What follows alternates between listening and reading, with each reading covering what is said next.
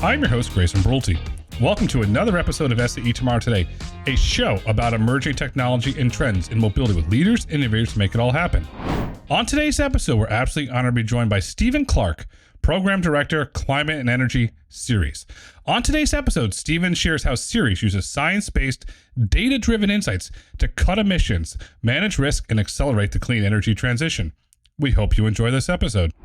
Stephen, welcome to the podcast. Thanks. It's a pleasure to be here and looking forward to this conversation. Thanks for having me. No, it's great to have you here. I want to kick things off from a high-level perspective. The organization's tagline is sustainability is the bottom line.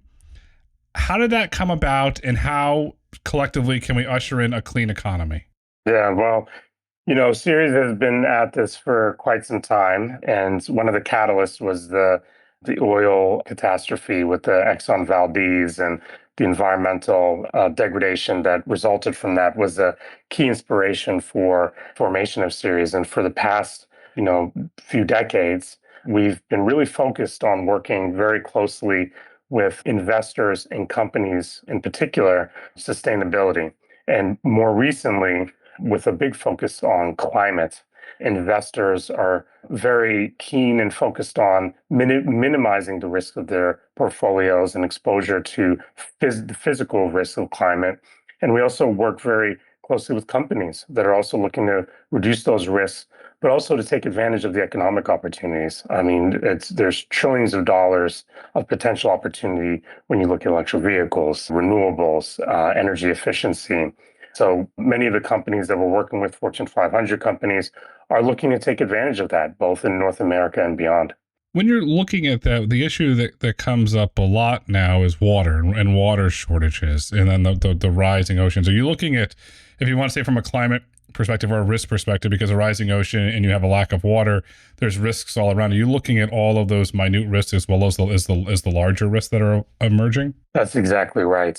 We have an entire water program at Ceres that's focused on working with both investors and companies that are looking to address those very real risks for companies in a variety of different sectors. Ag, for example, the tech sector, the explosion in data centers, for example, has highlighted the key risks that many of these companies and investors are facing as they're looking to make these very significant and actually historic investments in data centers that use significant amounts of water, especially for cooling.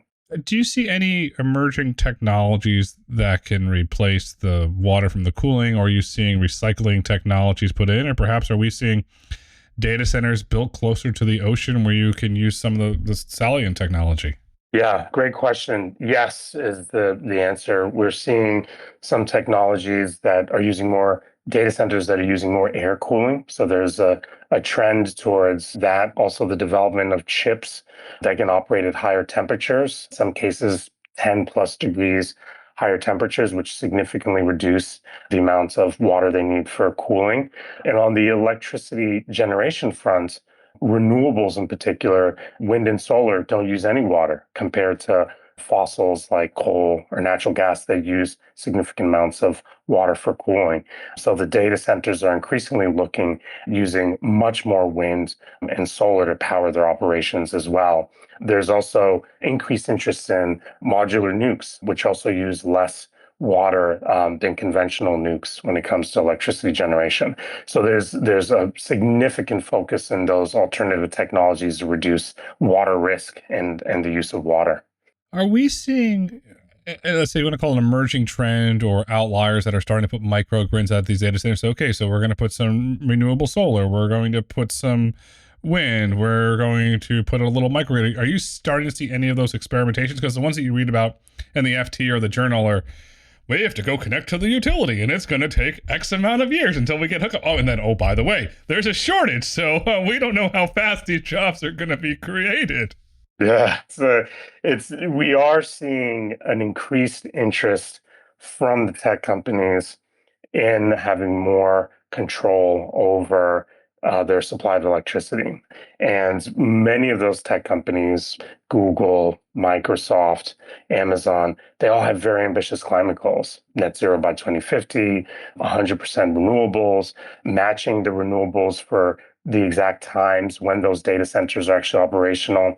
So they have really been pushing the utilities to invest more in both the generation, renewable generation. So there's more firm, clean energy providing the data centers with power, and also the wires, the transmission, the distribution systems that can bring that generation to the grid. Their demand is so significant that it really does entail a systemic approach. Behind the meter and on site is still of great interest, and there are some projects that have, behind the meter solar or wind or solar and battery storage. But given how much demand there is, it's really a systemic approach that's going to really meet their needs in the long term. When you start to mix in renewables into the energy mix, it seems to me that utilities, it's like they magically caught a cold.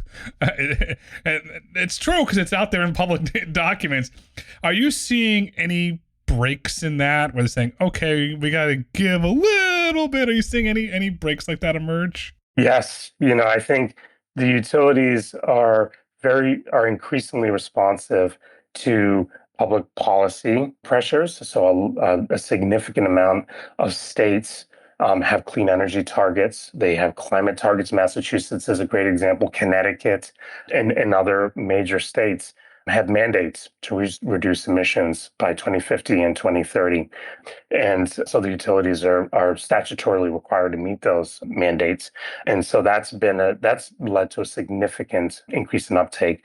But one of the leading drivers for the uptake or the increased utility uptake of renewables has been the economics. Wind and solar, those price curves have dropped so much over the past few years. In many parts of the country, they're the least cost option when it comes to new generation. So, in places like ERCOT, in MISO, you've seen tens of gigawatts of solar with battery storage, wind that are coming online. And for the most part, that is the quickest, renewables are the quickest and cheapest resource when it comes to new generation. You have a background in wind in the Patrick administration. Governor Deval Patrick, former governor of Massachusetts, and you worked on a lot of wind projects with the governor's office. What type of, because you know this, it was highly political, and if you read all the local, the Boston Globe, by the way, great sports section. I got to give a shout out to the Globe. That's a great sport. I don't like the Celtics, but they do a really great job of covering the Celtics. And the other team, they'll remain anonymous because we're on opposite sides there. But is that kind of the, if you want to call it the boogeyman aspect about wind, is that starting to diminish, and are we starting to see a reacceleration of wind, or what does that look like? Yeah, I think there was a big focus under Deval Patrick in clean energy and renewables in general. One, for the climate reasons and the environmental benefits, less water use, air pollution, and all of that. But there was also a tremendous economic opportunity, especially for offshore wind, which is our most abundant resource in New England. Tens of gigawatts worth of offshore wind that could power millions of homes in New England. And it's essential in terms of New England reaching its climate goals. Without offshore wind, it wouldn't be possible. But there was a very strong economic incentive too, in terms of job creation. Again, tens of thousands of jobs that are associated with the installation of these offshore wind farms, as well as their operation and maintenance. And as we speak, we've got several wind projects that are under construction off the coast of Massachusetts and New England that will power millions of homes with reliable and affordable electricity, and have also led to significant economic renewal in places like New Bedford and others that are staging the construction of these projects. New Bedford is a great old whaling town with a really good whaling museum there. So I got to give a shout out there. They have an incredible whaling museum there. Big fan of that museum. So have been going there since I was younger and just absolutely love it. And we used to always joke about the whaling sector, how it was a major source of economic growth for New England, but it eventually was superseded by more cutting edge technology. And we saw that parallel with offshore wind in terms of replacing fossils in New England as well. Yeah, I mean, if you go look at the history of New England, you had Perkin Elmer, GE. Now GE moved from Connecticut up to Boston. So, but there's a lot of, if you want to call it corporate innovation or strategy that's happened there. And GE, because they have the GE Verona, the big energy business there. I'm curious, when you're putting out, it's called a wind turbine off of Cape Cod or off the Bay of Nantucket. What type of distance are you looking at in terms of miles? How far out are they sitting in the Atlantic? Great question. So that's a great question. I can't remember the specific distance. It's a ways out. I want to say at least, 10, 15 miles, maybe even further. So, but don't quote me on that. I would have to double check. But it's with the advances in the transmission wiring and the refurbishment of some of the substations on land where the cables would come on shore. It's perfectly feasible. And with the incredible engineering that the companies are using to install these offshore wind projects, it's standard practice at this point. We've seen projects like this in Europe where they're also far further offshore, but they're reliable and able to meet the electricity demands of the tens of millions of customers in New England. Now I got to put my engineering hat on because you mentioned the North Sea, but in New England, that area, there geographically in the ocean, there's a pretty big drop, and that it goes down very deep. Putting engineering hat on, how do you build a support mechanism to hold the wind turbine when you're going down there? Is it they kind of hammer down a pole, or how does? I'm curious from an engineering perspective how this engineering marvel can happen. Yeah, it's pretty remarkable. They do use some pretty incredible technology to connect the tower that holds the turbine up to these almost like a lattice steelwork that then is anchored to the seabed floor. And it's just from a structural and I actually used to work in architecture engineering, so I personally find this stuff incredible. From just this sheer structural engineering perspective, it's pretty amazing that you've got this, turbine that's spinning and it's in a very dynamic environment, and it can be held fairly still to the seabed floor. And they're actually working on turbines now that would actually float instead of being connected to the seabed. So there's some prototypes in Europe and some other places where the turbine would actually float as opposed to be connected to the floor, ocean floor. And then they managed to do all of that with utmost sensitivity to the marine ecosystems and right whales and all of the other animals that are in that environment. So it really is, to your point, it really is a marvel of engineering technology. Mammals, you forgot the most famous mammal, Bruce the mechanical shark, that lived off of Martha's Vineyard. You got to watch out for him when you're out there. That's right. The biggest threat to the turbines. Exactly. Here comes Bruce. So you have the turbine in place. Spielberg and Bruce are back at Universal. How do you connect the wire to bring the energy in? And when I'm assuming that it comes up into a substation and then that just goes into the grid?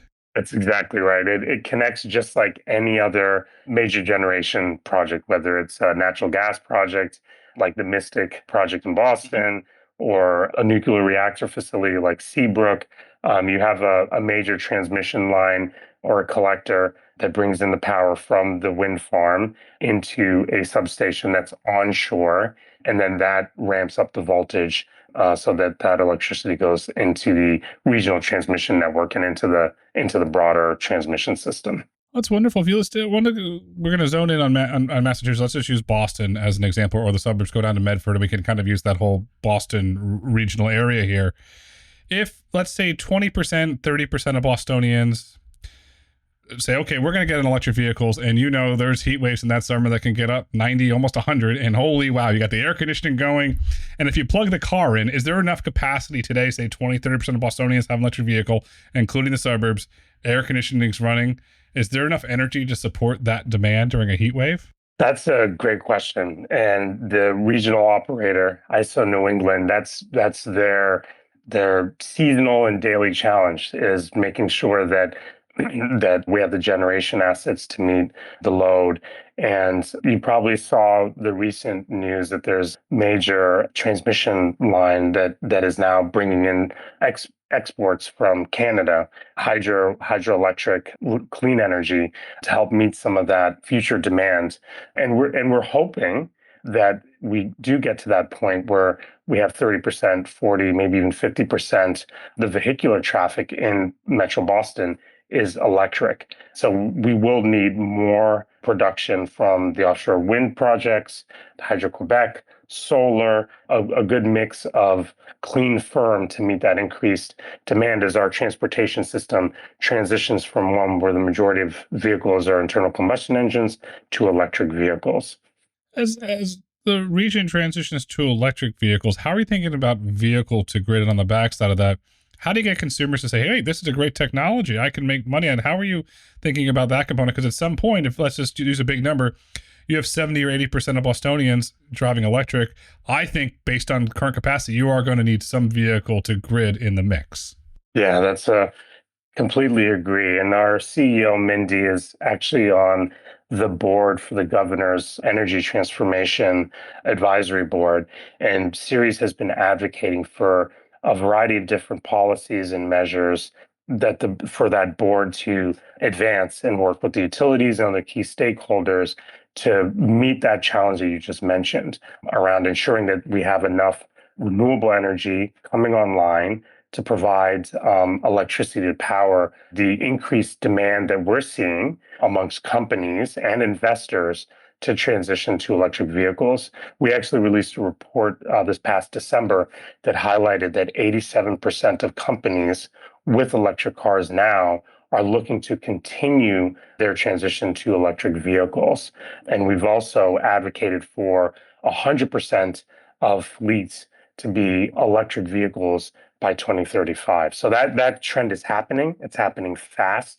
And it's very important for the utilities to ensure that they have enough clean electricity to power those electric vehicles.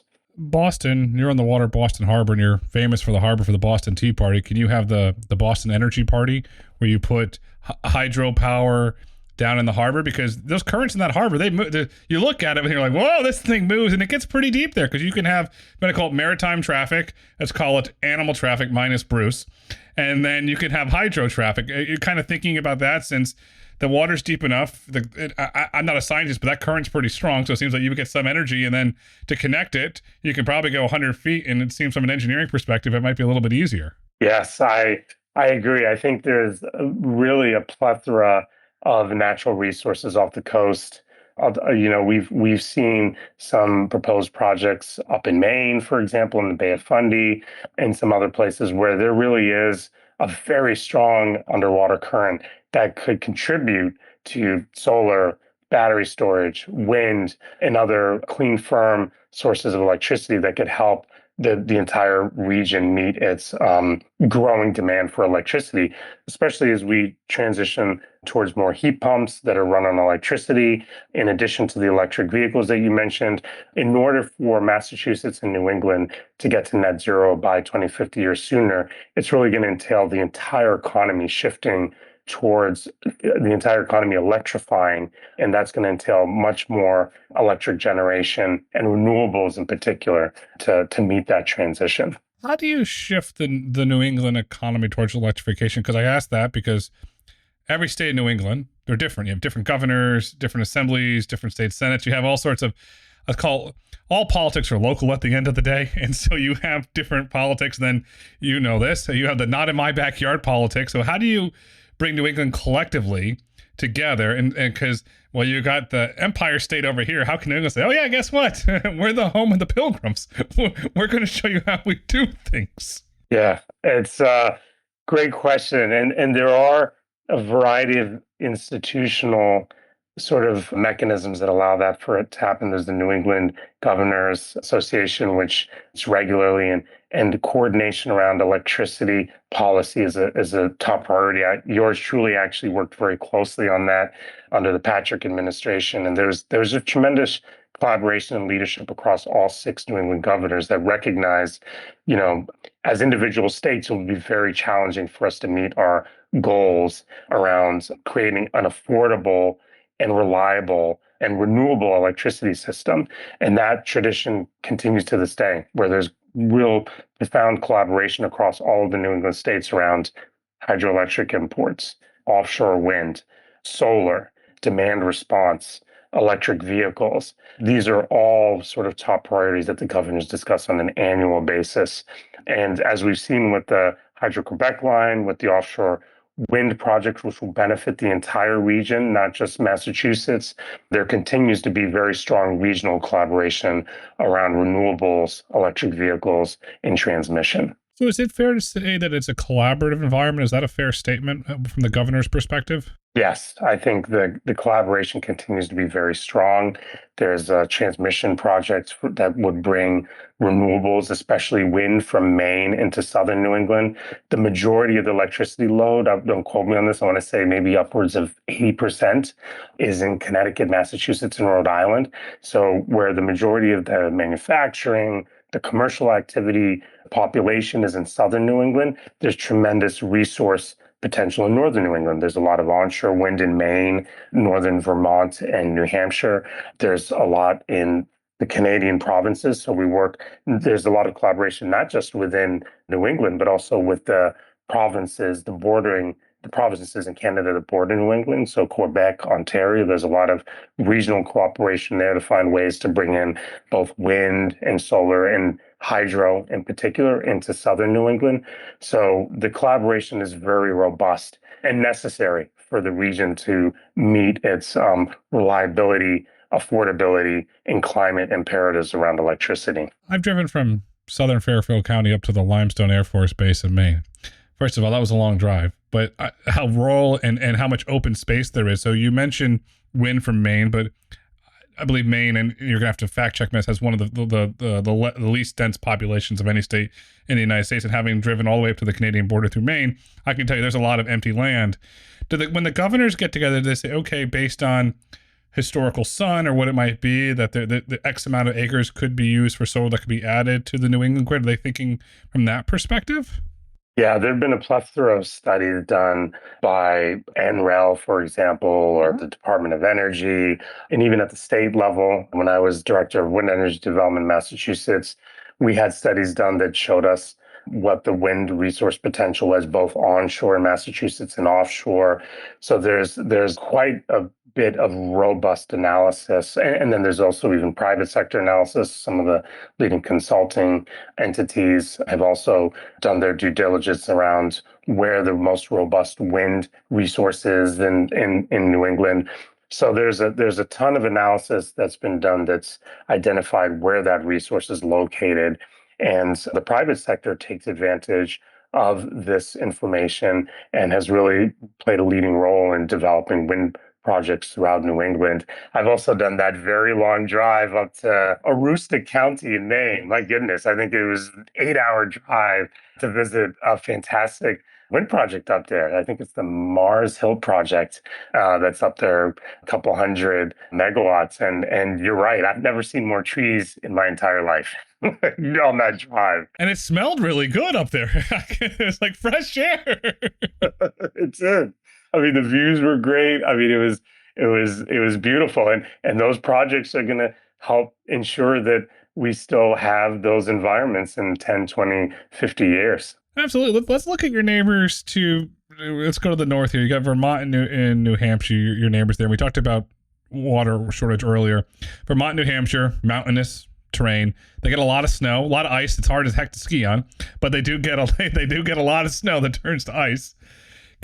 Are you looking at water capture? Because if New England starts to add data centers or ways to, you want to say, capture that water, I know a lot of that water goes into the streams, into the reservoirs, but to me, it seemed like just there could be excess water that could be somehow recycled or used for, if you want to say, for industrial applications. Are you thinking about that at all? Yeah, water is a top priority when it comes to minimizing risk. And our investors in particular in our networks at Ceres are key in reducing the exposure of their portfolios to that risk. And our electric power work and our transportation work also keenly focused on that water risk. On the electric power side, it's around focusing on new types of generation that don't use as much water. And then on the transportation side, it's also very focused on electric vehicles, which could also help indirectly through their reduced use of fossil fuels, also minimize the impact of water demand and use as well.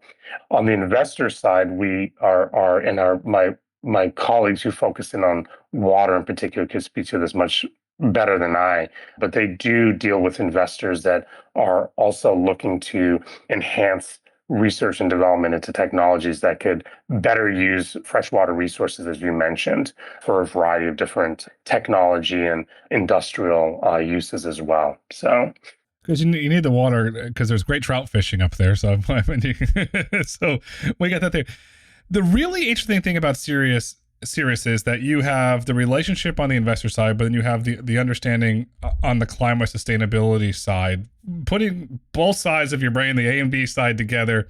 How should business leaders think about this from the business investment side, but also from a sustainability, clean energy economy side? How should they put it all together and think about it? Yeah, great question. We encourage them to think about the two as being very intertwined.